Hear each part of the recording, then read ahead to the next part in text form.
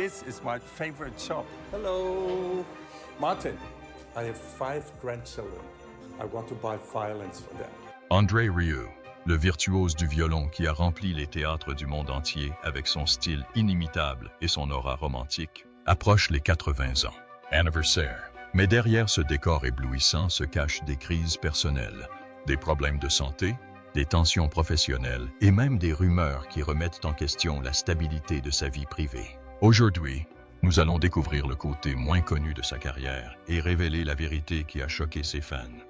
Qu'est-il réellement arrivé à André Rieu? Pourquoi son héritage suscite-t-il autant d'opinions contradictoires? Restez jusqu'au bout car la révélation finale changera votre perception pour toujours. Et si vous êtes passionné par la musique et les histoires vraies derrière les légendes, assurez-vous de vous abonner à notre chaîne, de l'aimer et de nous faire savoir dans les commentaires ce qui vous a le plus impressionné dans cette vidéo. André Léon Marie. Nicolas Rieu est né le 1er octobre 1949 à Maastricht, une ville néerlandaise dotée d'une riche histoire culturelle. Il a grandi dans une famille où la musique n'était pas seulement une passion, mais aussi une véritable tradition. Son père, André Rieu, était un chef d'orchestre renommé, chef de l'Orchestre symphonique de Maastricht, qui transforma la maison familiale en un espace où la musique classique régnait dans chaque recoin. Déjà très jeune, André était entouré des partitions, des répétitions et des échos constants des grandes compositions de Beethoven, Mozart et Tchaïkovski. Bien que la musique ait fait partie intégrante de sa vie, elle ne lui a pas toujours apporté de la joie. L'éducation musicale dans la famille Rieu était stricte. Son père, homme d'une discipline de fer, attendait de ses enfants qu'ils suivent un chemin rigoureux dans le monde de la musique classique. Il n'y avait pas de place pour l'improvisation et les erreurs. Chaque note devait être jouée parfaitement et tout écart était impitoyablement corrigé. Déjà très jeune, André a suivi une formation intensive qui, bien qu'elle ait fait de lui un virtuose, lui a également donné une attitude ambiguë envers la musique. Pendant que ses amis jouaient dans la rue, il passait d'innombrables heures à pratiquer le violon, répétant les mêmes passages encore et encore jusqu'à obtenir la précision souhaitée. Malgré une formation rigoureuse, la musique suscitait chez lui des sentiments particuliers. Il ne se contentait pas de jouer des morceaux avec une technique impeccable. Je voulais les ressentir, les vivre et les transmettre de manière plus émotionnelle. C'est au cours de ce processus de recherche qu'il vit un moment décisif de sa vie. Il entend une valse pour la première fois. Contrairement aux compositions complexes et solennelles auxquelles il était habitué, la valse lui semblait quelque chose de différent. C'était léger, enveloppant, presque hypnotique. À ce moment-là, il a réalisé que la musique pouvait être bien plus qu'une simple perfection technique. Cela peut être de la joie, du mouvement et des émotions. Cependant, cette confession n'a pas été bien accueillie par son entourage. Son père, fervent défenseur de la tradition, considérait la musique comme un art solennel à pratiquer avec révérence et rigueur. Selon lui, le but d'un musicien est de rendre hommage aux grands compositeurs et de préserver le caractère intact de leurs œuvres. André, à son tour, commençait à développer sa propre vision. Je croyais que la musique pouvait être un spectacle vivant, une célébration qui reliait les gens de manière plus étroite et plus émotionnelle. Ce conflit entre ses passions personnelles et les attentes de sa famille a caractérisé une grande partie de sa jeunesse. Malgré les tensions avec son père, André Rieu poursuit ses études musicales avec un engagement total. Il étudie le violon au Conservatoire de Liège puis au Conservatoire royal de Bruxelles, où il perfectionne sa technique et approfondit ses connaissances de la musique classique sous la supervision de professeurs européens de renom. Mais même dans cet environnement d'excellence académique, j'avais le sentiment que la musique classique, bien que belle, était étrangère au grand public. L'idée lui est venue lorsqu'elle a comparé l'environnement rigide et discipliné de sa maison avec la spontanéité qu'elle observait dans les rues et lors des festivals populaires aux Pays-Bas, où la musique était synonyme de joie et de connexion. Bien que la musique soit sacrée à la maison, dans la vie de tous les jours, elle était un motif de célébration. Cette différence a amené André à se demander si la musique classique pouvait être transformée en quelque chose de plus accessible et émotionnel sans perdre son essence. Dès son plus jeune âge, il manifeste une grande fascination pour la scène. J'ai observé non seulement la musique, mais aussi la façon dont le public réagissait pendant les concerts. Il a remarqué que beaucoup de gens arrivaient avec raideur, presque par sens du devoir, sans montrer aucune émotion. J'ai rêvé de briser cette barrière. Le genre de concert où les gens peuvent profiter librement, sourire, s'enthousiasmer et applaudir sans crainte. Cependant, sa vision n'a pas été bien accueillie ni par l'Académie de musique, ni par sa propre famille. Dans un monde où la musique classique était censée être interprétée avec le plus grand sérieux, son désir de la rendre plus dynamique et accessible était considéré comme une hérésie. Au fil des ans, il a été critiqué pour vouloir transformer la musique classique en un divertissement bon marché. Cependant, cette opposition ne le découragea pas du tout. Au contraire, cela a renforcé sa conviction. En 1987, au prix de grands efforts et avec des ressources limitées, il fonde l'orchestre Johann Strauss, lui donnant le nom du compositeur qui fut sa plus grande inspiration. Tout a commencé avec un petit groupe de 12 musiciens et une idée révolutionnaire: amener la musique classique à un niveau plus engageant et excitant, où le public pourrait en profiter librement. Cependant, ce chemin n'a pas été facile. Durant les premières années, André a dû investir toutes ses économies dans le projet, allant même jusqu'à hypothéquer sa maison pour financer les répétitions, les costumes et les voyages. Malgré son talent et son dévouement, il a dû faire face à une industrie réticente à accepter sa proposition. Les théâtres les plus prestigieux refusaient de programmer ses représentations. Les musiciens traditionnels ne prenaient pas son orchestre au sérieux et les critiques l'accusaient de banaliser la musique classique. Parfois, il avait l'impression que tous ses efforts étaient vains. Mais au lieu d'abandonner, il décida d'innover encore plus. Pour se démarquer des concerts conventionnels, André a commencé à concevoir une approche scénique unique. Leurs performances se sont distinguées non seulement par la qualité de la musique, mais aussi par leur énergie vive et leur style visuel soigneusement planifié. Lui et ses musiciens étaient vêtus de costumes élégants, interagissaient avec le public et faisaient de chaque concert une expérience inoubliable. Contrairement aux metteurs en scène traditionnels qui dirigeaient la performance avec des gestes sérieux et réservés, André souriait, plaisantait et s'assurait que chaque spectateur se sentait partie prenante de la performance. Ces changements ont commencé à être remarqués dans les années 1990, lorsque son orchestre a commencé à gagner en popularité aux Pays-Bas et dans d'autres parties de l'Europe. Ces concerts en plein air connurent un succès inattendu. Ils attirèrent des milliers de personnes émues par les valses de Strauss, la musique classique populaire et même des adaptations de chansons contemporaines. Pour la première fois, la musique classique a été appréciée non seulement par les experts et les scientifiques, mais aussi par des personnes qui n'avaient jamais assisté à un concert de ce genre auparavant. Cependant, obtenir une reconnaissance ne s'est pas fait sans obstacle. Les critiques sont persistées. De nombreux musiciens connus l'accusant de commercialiser la musique classique au point de la priver de sa profondeur. Les revues spécialisées et les critiques universitaires l'ont qualifié d'homme qui a détruit la musique classique. Cependant, pour André, la véritable mission de la musique n'était pas de rester sur un piédestal inaccessible, mais d'émouvoir, de connecter et de toucher le cœur de ceux qui l'écoutaient. André Rieu a toujours cru que le véritable but de la musique était d'atteindre le cœur des gens, et s'il devait briser certaines règles traditionnelles pour y parvenir, il était prêt à le faire. À la fin des années 90, sa carrière a pris un tournant radical. L'album Strauss & Company est devenu un phénomène mondial, se vendant à des millions d'exemplaires et perpétuant le style unique de l'artiste. Initialement considéré par beaucoup comme un artiste non conventionnel dans le monde de la musique classique, il est devenu l'un des musiciens les plus populaires au monde. Ses tournées de concerts ont commencé à remplir les stades et les arènes, ce qui était impensable pour un violoniste classique. Son style vif, son charisme sur scène et son interprétation passionnée de la valse lui ont valu le titre de roi de la valse. Depuis 1975, année où il a épousé Marjorie Rieu, André a trouvé non seulement l'amour, mais aussi une partenaire fidèle et stratégique. Marjorie, femme discrète et très réservée, a toujours préféré rester loin des projecteurs. En tant qu'enseignante et écrivaine, elle est devenue le cerveau pragmatique derrière le succès artistique de son mari.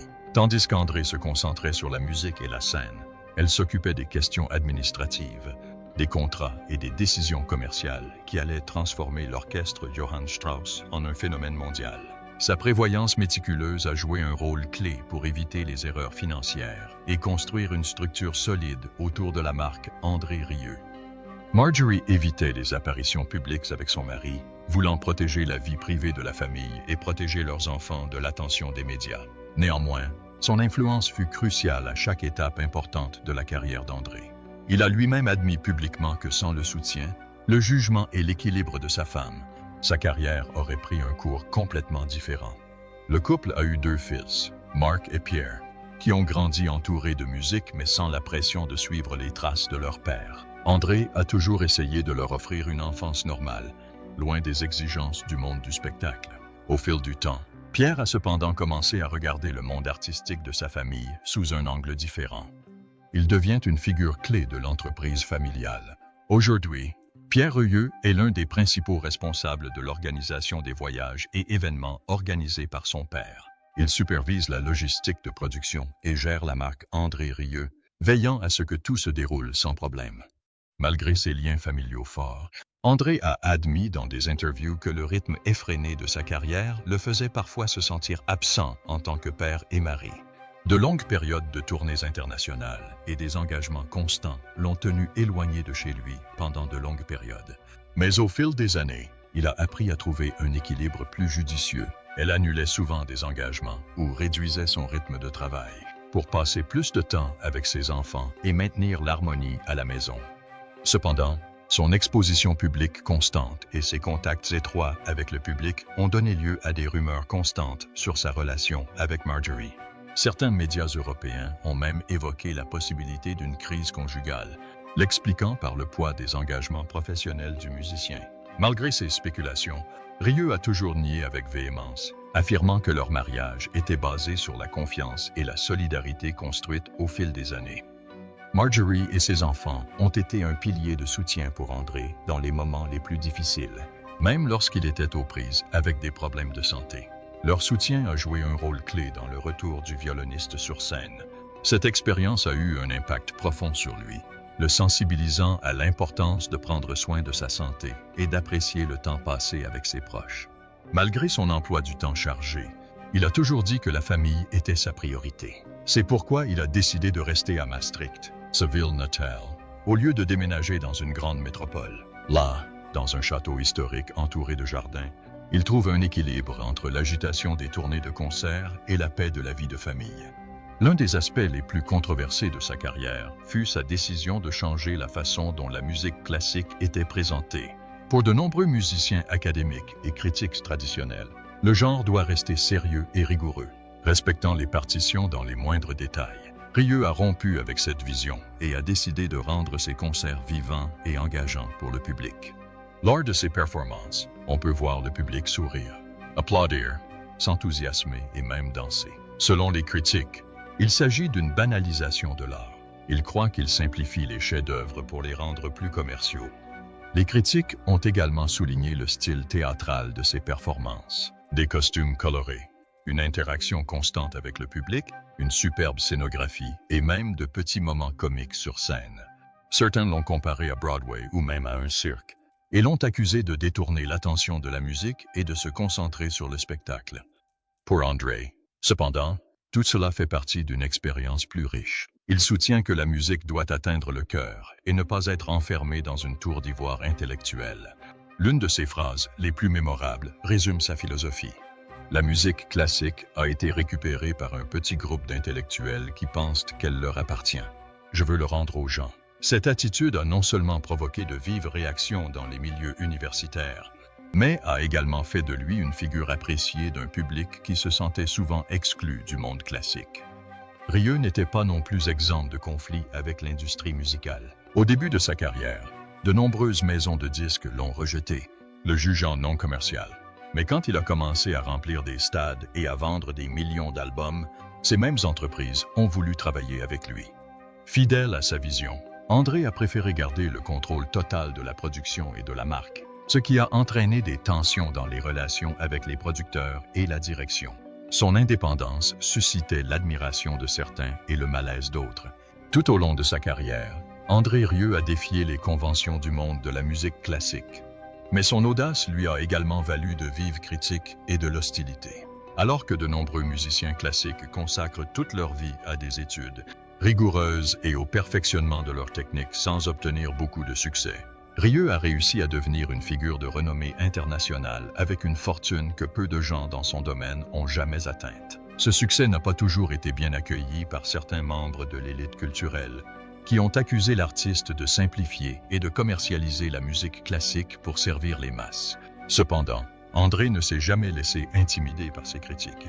Selon lui, la musique devrait être accessible à tous et pas seulement à quelques experts. L'une des controverses les plus courantes qui l'entourent est la question du prix des billets pour ses concerts.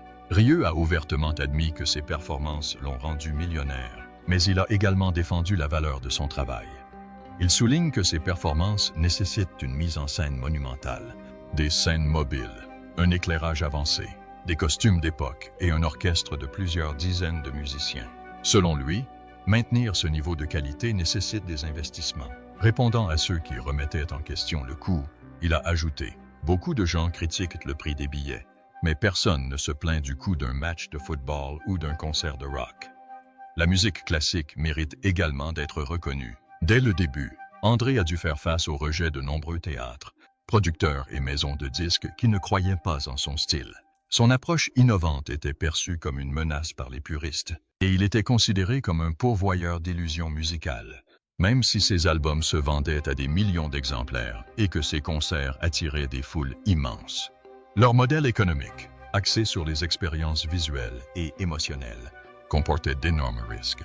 À la fin des années 2000, une tournée internationale mal planifiée s'est terminée en désastre. André a investi des millions dans des décors spectaculaires et des structures mobiles, mais des annulations inattendues ont entraîné des pertes financières importantes. Les effets étaient ainsi graves qu'il envisagea d'arrêter ses tournées indéfiniment.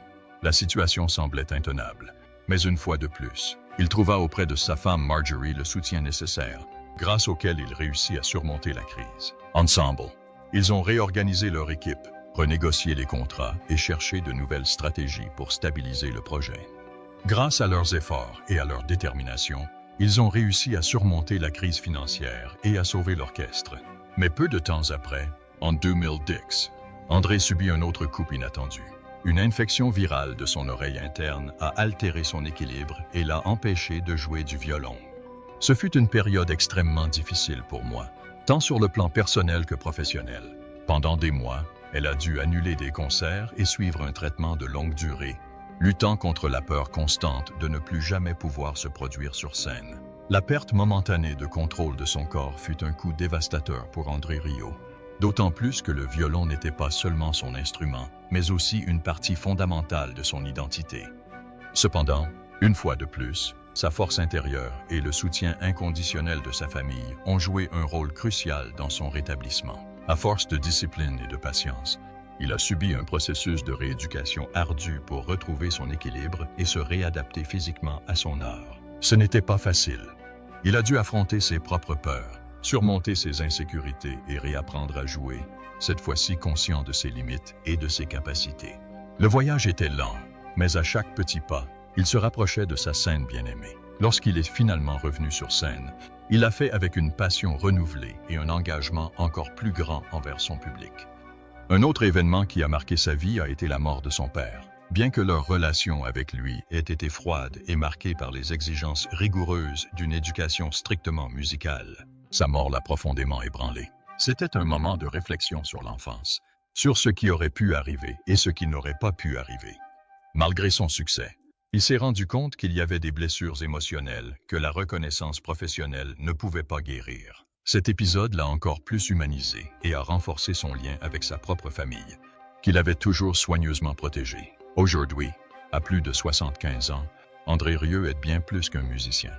C'est une icône culturelle qui a changé la façon dont la musique classique est perçue, la rapprochant de millions de personnes à travers le monde. Il vit dans sa ville natale de Maastricht, dans un château historique qui reflète son amour de l'élégance européenne et son désir de toujours se sentir connecté à ses racines.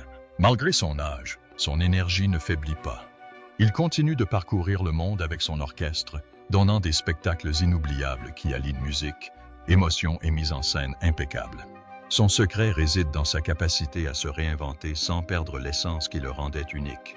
André Rieu comprend que la musique doit évoluer et atteindre les nouvelles générations.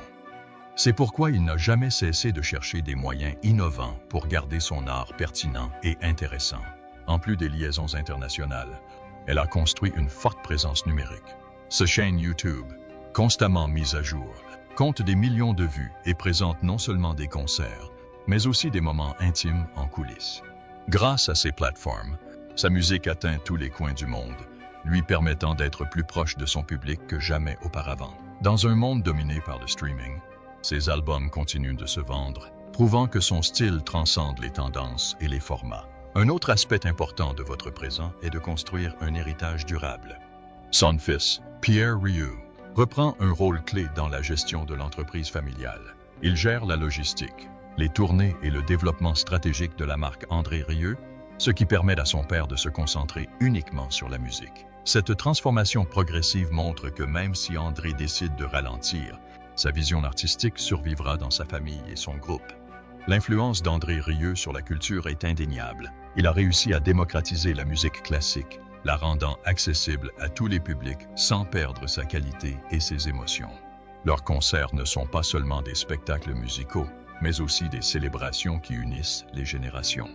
De Maastricht au monde entier, il a transformé sa passion en un pont reliant les cultures et les cœurs. Bien que son histoire commence par une fascination d'enfance pour la valse, il est aujourd'hui une légende vivante dont l'héritage inspirera pendant de nombreuses années à venir. Et toi, avez-vous déjà assisté à un concert d'André Rieu? Ou peut-être avez-vous une performance préférée qui vous a marqué? Faites-le nous savoir dans les commentaires.